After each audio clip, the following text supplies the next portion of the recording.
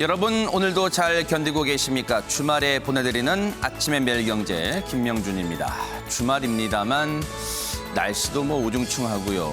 그다지 달갑지가 않습니다. 왜냐하면 주변 상황이 그렇게 반가운 소식보다는 우울한 소식들이 여러 개 지금 복합적으로 깔려있기 때문인데요.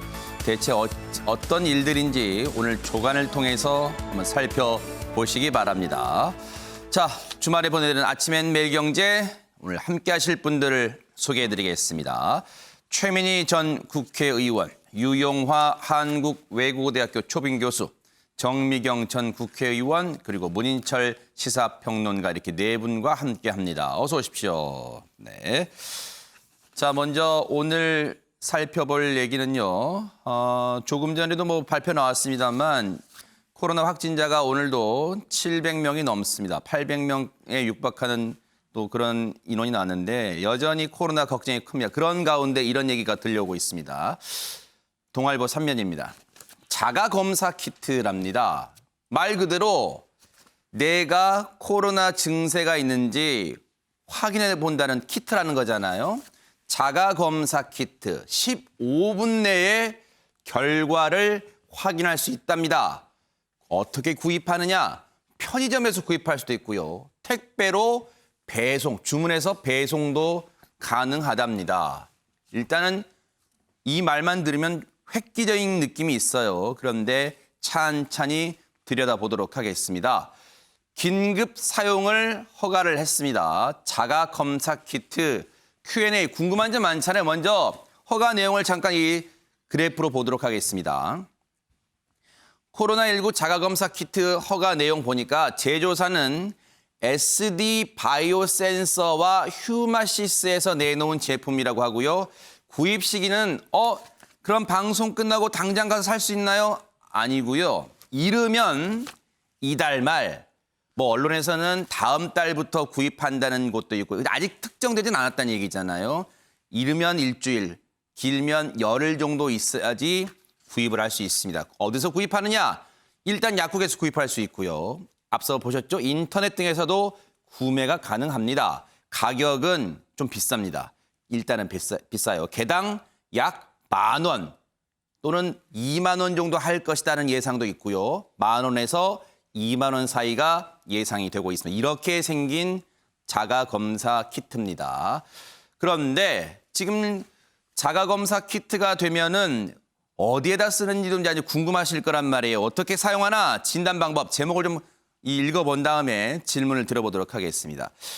코 속에 면봉으로요. 1.5에서 코 속입니다. 코 속 1.5에서 2.5cm. 여러분 코 안에 1.5에서 2.5면요. 이거 상당한 길입니다. 그런데 이거 한두 번 안 갖고 안 됩니다. 10번 정도 면봉으로 훑어야 됩니다. 시약에 검체를 묻은 면봉을 넣으면 오케이인데 줄 2개가 뜨면 양성, 1개가 뜨면 음성인데 이건 어떻게 판별하는지 저희가 잠시 뒤에 그림으로 보여드릴게요. 정확도는 어느 정도인가 궁금하시잖아요. 검체 제대로 채취된 정확도가 80에서 90%다.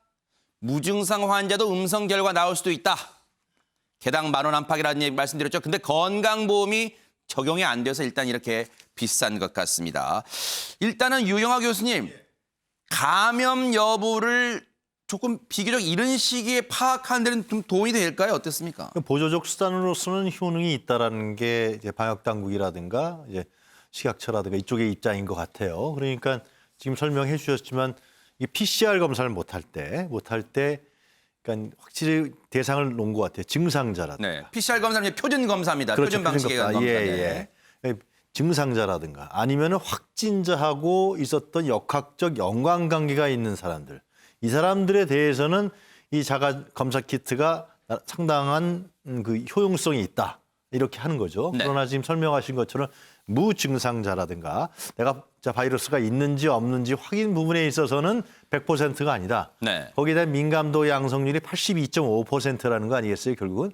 그러니까 17.5%는 오류가 있기 때문에 아하. 자칫 얘기하는 것은 이것만 믿고 나 음성 나왔어. 그러고 안심하고 있다가 자칫 확진자가 될 수 있기 그럴 수도 때문에 있군요, 예. 진짜, 네. 그러나 보조적 수단으로는 활용할 수 있겠죠. 예를 들면 바이러스가 0%인 경우에는 이건 분명하다는 거예요. 네.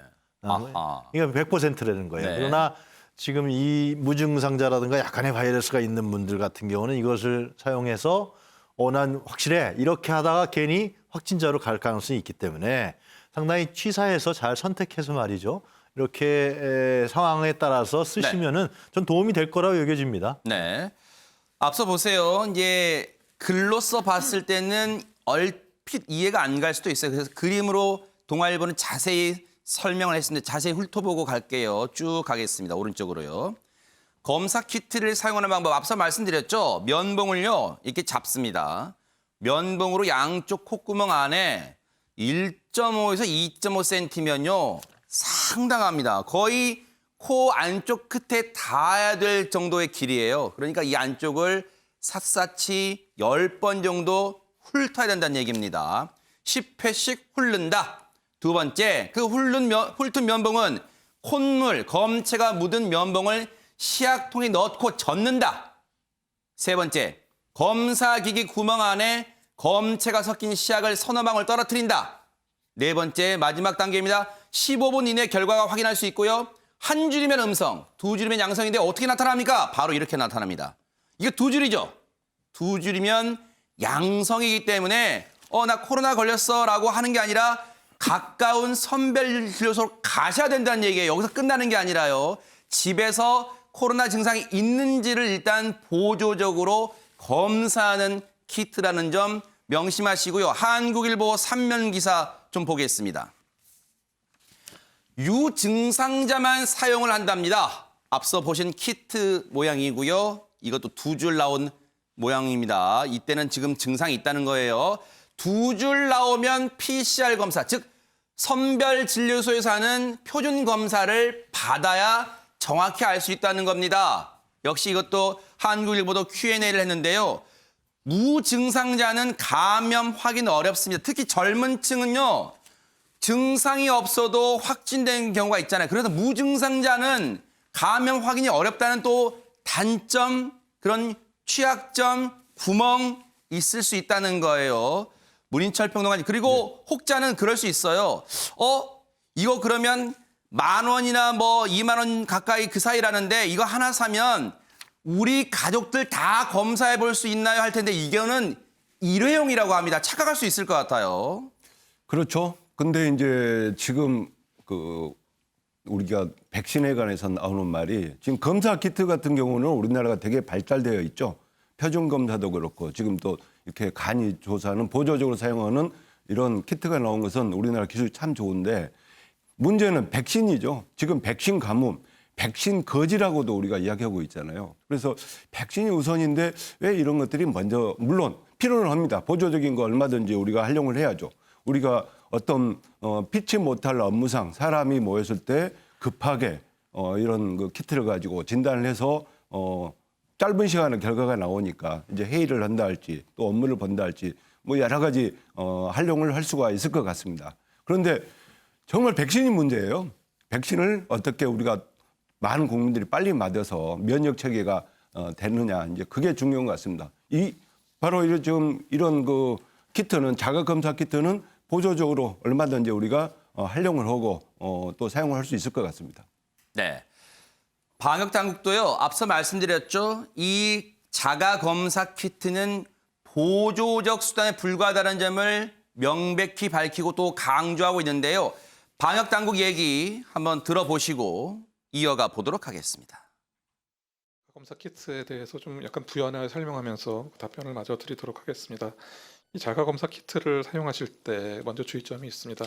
먼저 증상이 있으신 분들은 그 표준검사법인 PCR법으로 검사를 받기를 우선 권장드립니다. 아무래도 좀 민감도가 낮기 때문에 자가 검사에 의존하시기보다는 먼저 PCR 검사를 받으시는 것이 이제 올바른 선택입니다. 그리고 양성이라 하더라도 확인을 위해서 두 번째는 꼭 PCR 검사를 받으셔야 되고 또 음성을 확인하였다고 하더라도 이제 이것을 그 전제로 해서 방역 수칙이 낮아지거나 그러시면 안 됩니다. 이런 걸 혹시 사용처를 오해하는 경우도 있을 수 있어요. 뭐 유흥주점 같은 경우에 손님들 상대로 이 검사 여부 이 코로나 확진돼 있는지 감염 여부가 됐는지 검사해준다 이런 건 절대 이런 데 사용하면 안 된다는 걸 또 방역 당국이 얘기하고 있습니다. 그런 식으로 사용하면 안 됩니다. 그런데 경향신문 3면에 보니까 이런 얘기가 있어요. 역시 뭐든지 100% 완벽할 수는 없으니까 이런 얘기가 나오는 것 같습니다.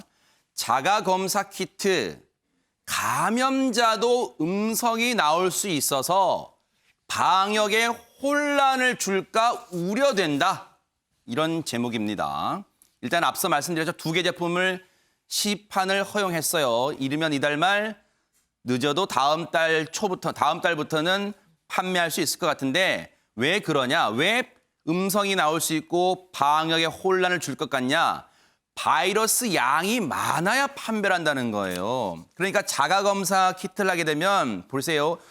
코에 넣게 되면 아프잖아요. 그러면 한 2-3번만 면봉으로 훑은 다음에 키트에 넣을 우려가 있을 수 있어요. 선별진료소에서는 전문적인 의료인들이 검체를 채취하잖아요. 그에 비해서 일반인들이 하게 되면 바이러스 양을 충분히 이 키트에 저을 수 없다. 키트에 넣을 수 없다는 우려가 있을 수 있다는 겁니다. 무증상자는 찾아내기 어렵다는 겁니다. 유전자 증폭 검사 대체 아니다. 이 방법은 아니라는 것을 말하고 있습니다. 최민희 의원님께 여쭤볼까요? 앞서 이제 말씀드린 것처럼 이 경향신문도 그렇게 보고 있습니다만 검체 채취 방법이 부실할 우려도 있다. 이런 걱정을 하는 것 같습니다. 그래서 정부에서 그 해당 업체에 아까 얘기한 10번 정도를 2.5cm 한다는 건 쉬운 일이 아니거든요. 그리고 코로나 PCR 검사를 위하여 코로나 검사 받으신 분들도 제일 괴로운 게 2번 하거든요. 입에서 하고 콧구멍에서 하는데 이 입안에서 하는 건 그렇게 괴롭지 않아요. 그런데 코는 정말 여기까지 그렇죠. 들어가거든요. 굉장히 괴롭습니다.